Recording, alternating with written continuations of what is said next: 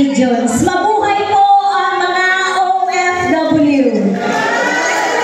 Maraming salamat din po kay Attorney Vic Rodriguez at nabanggit niya kung ano po ang naging ambag ng mga OFW sa ating bansa.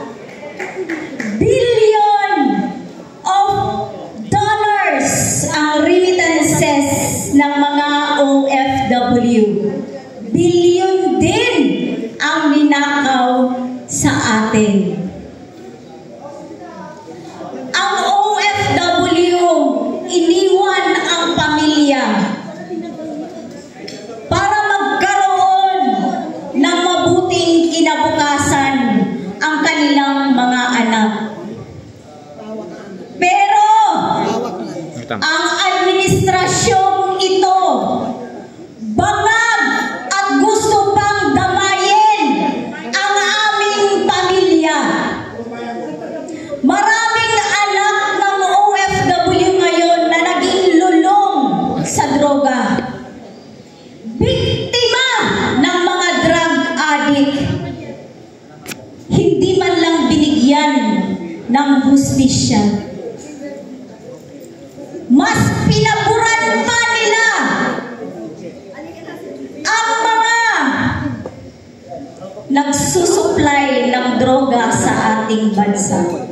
Sa panahon ni PRRD, ramdam namin ang kanyang malasakit sa mga OFW. Nilinis niya ang Pilipinas para maging ligtas ang pamilya ng mga OFW. Dahil ayaw niya na maging addict ang mga anak ng OFW. Ayaw niya na mabiktima ng isang addict ang pamilya niya dito sa Pilipinas. Nakakadismaya po ang nangyayaring korupsyon ngayon. Kung noon, nirerespeto tayo ng ibang bansa dahil sa kasipagan natin.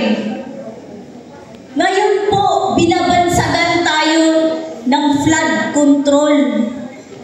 Hiyang-hiya po ang ating mga kababayang OFW. Noon, tinatawag nila tayo ng mga kabayan. Ngayon, ang tinatawag sa atin, flood control. Alam na alam nila ang korupsyon sa atin dito sa Pilipinas.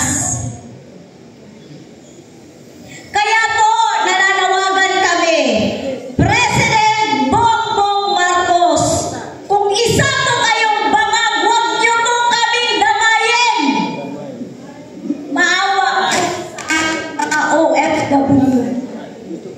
Bumaba po kayo sa pwesto dahil hindi po kayo karapat-dapat na maging presidente namin.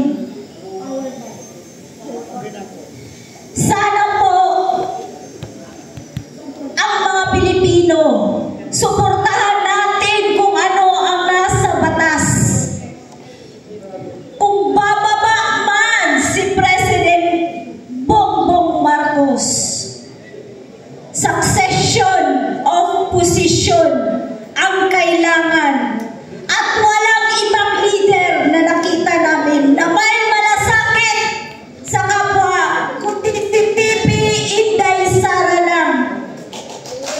Siya ang kailangan namin.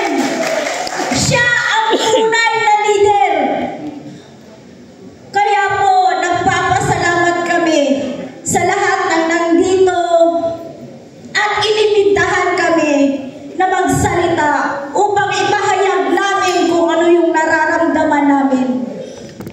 Pinagdadasal po namin na maayos ang ating bansa. Dahil tayong mga Pilipino ay likas na masipag. Sana